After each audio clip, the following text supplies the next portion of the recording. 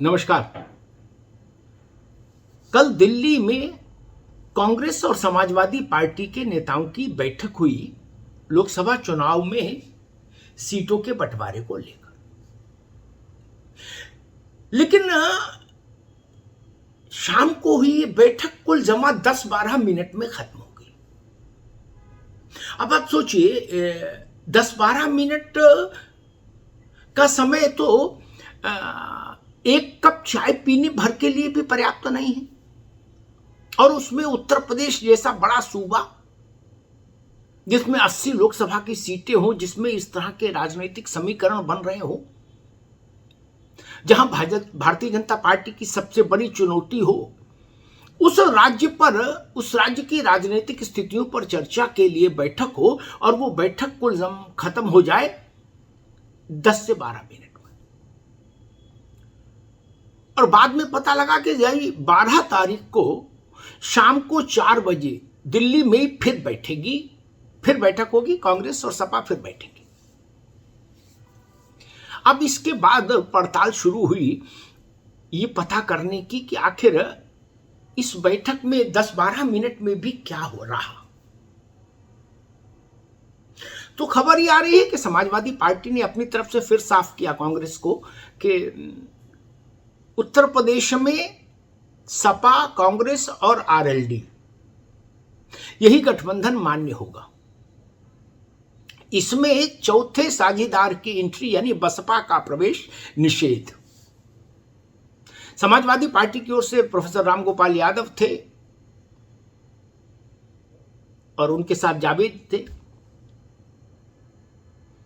बताया जा रहा है कि सपा ने कांग्रेस लीडरशिप से कहा कि बसपा के साथ 2 बार का गठबंधन का अनुभव उसके पास है और दोनों बार का अनुभव खराब रहा, इसलिए अब तीसरा प्रयोग समाजवादी पार्टी नहीं करेगी। एक खबर ये। दूसरी खबर कल लखनऊ से तैरी और कहा गया कि भाई अखिलेश यादव ने अपने पार्टी के नेताओं विधायकों की बैठक में कहा है कि मायावती जी बड़ी नेता हैं और उम्र में भी हमसे बड़ी हैं, इसलिए उनकी उम्र का सम्मान होना चाहिए और उनके विरुद्ध कोई अनर्गल टिप्पणी नहीं होनी चाहिए। और इसको लेकर एक खबर चली कि बसपा को लेकर यानी गठबंधन के भीतर बसपा को लेकर समाजवादी पार्टी ने दरवाजा खोल दिया। ये दिन की खबर थी, लेकिन शाम होते होते जब कांग्रेस के साथ समाजवादी पार्टी दिल्ली में बैठी तो फिर खबर आई कि सपा ने अपना स्पष्ट विरोध कांग्रेस के सामने जता दिया कि हमें बसपा का पुनर्प्रवेश गठबंधन में किसी रूप में स्वीकार नहीं होगा। बसपा का गठबंधन कांग्रेस से भी रह चुका है नरसिंह राव के समय में। बसपा का 2 बार, एक बार मुलायम सिंह के समय में और एक बार अखिलेश यादव की लीडरशिप में बसपा का अलायंस रह चुका समाजवादी पार्टी से भी। तो सपा का कहना यह है कि हमारा अनुभव अच्छा नहीं रहा, इसलिए हम तीसरा प्रयोग नहीं करेंगे। अब 12 तारीख को शाम 4 बजे दिल्ली में जब दोनों पार्टियों के लीडर फिर बैठेंगे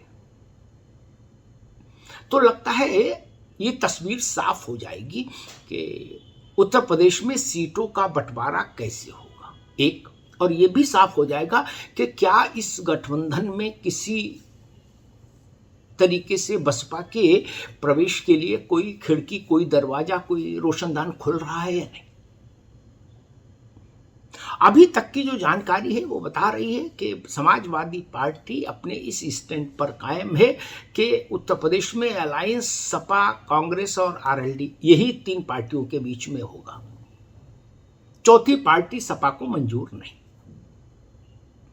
कांग्रेस क्या करती है, कैसे करती है, कांग्रेस को तय करना होगा।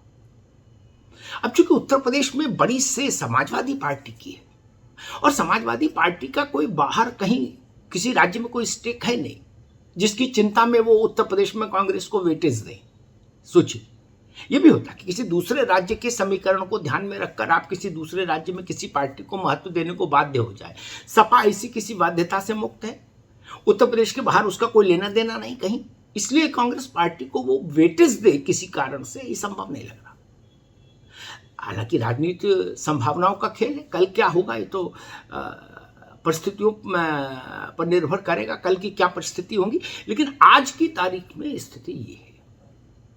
तो 12 तारीख शाम 4 बजे ये मुहूर्त तय हुआ। मानकर चलिए कि उत्तर प्रदेश में विपक्षी एकता का स्वरूप और रूप क्या रहेगा। लेकिन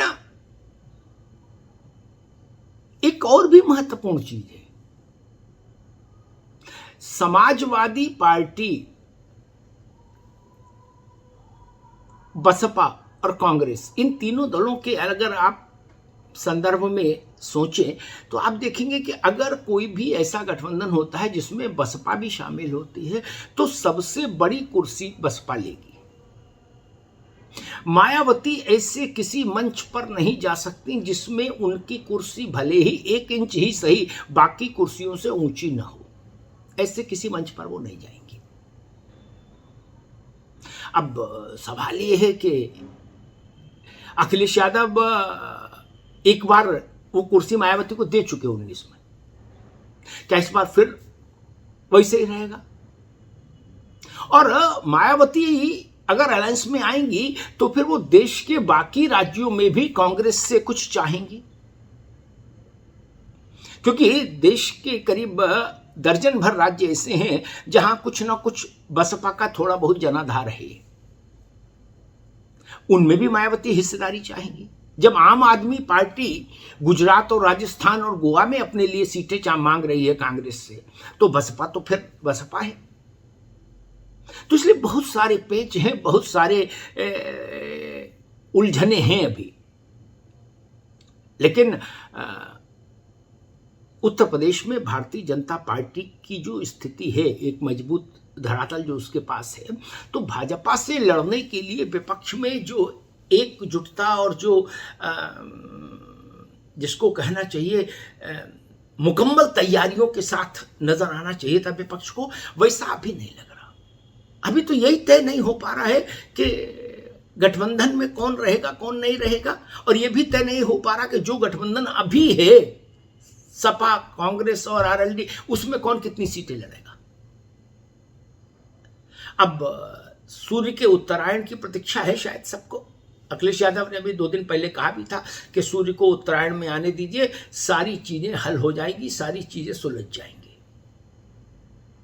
सूर्य को उत्तरायण में आने दीजिए मतलब मानकर चलिए कि 15 तारीख की डेडलाइन मान लीजिए, 12 तारीख को बैठक है फिर से कांग्रेस के साथ समाजवादी पार्टी की।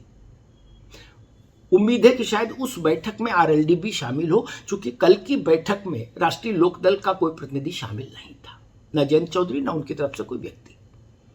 तो माना जा रहा है कि 12 तारीख को अगर अंतिम तौर पर यह तय होना है कौन कितनी सीटें लड़ेगा, तो शायद उस बैठक में आरएलडी को भी बुलाया जाएगा और जयंत चौधरी उस बैठक में रहें या उनकी तरफ से नामित कोई व्यक्ति रहे, क्योंकि अखिलेश यादव कई अवसरों पर कह चुके हैं कि आरएलडी हमारा भरोसेमंद साथी है और हम उसको साथ लेकर चलना चाहते हैं। पश्चिमी उत्तर प्रदेश में आरएलडी की एक अपनी स्थिति है, एक हैसियत है, उसके पास एक साइजेबल नंबर का वोट है। इस नाते भी मुझे लग रहा है कि 12 तारीख की बैठक में जयंत चौधरी रहेंगे।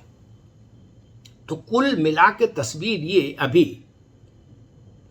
कि 12 तारीख की शाम का इंतजार होना चाहिए, और उसके बाद अगर फिर भी कुछ पेच बचे रह जाएं तो सूर्य के उत्तरायण में आने का इंतजार कीजिए। सूर्य उत्तरायण में आएगा तो शायद विपक्ष की राजनीति का भी शुक्ल पक्ष आरंभ हो। अभी जो चल रहा है उसे कृष्ण पक्ष ही कहा जाएगा। धन्यवाद।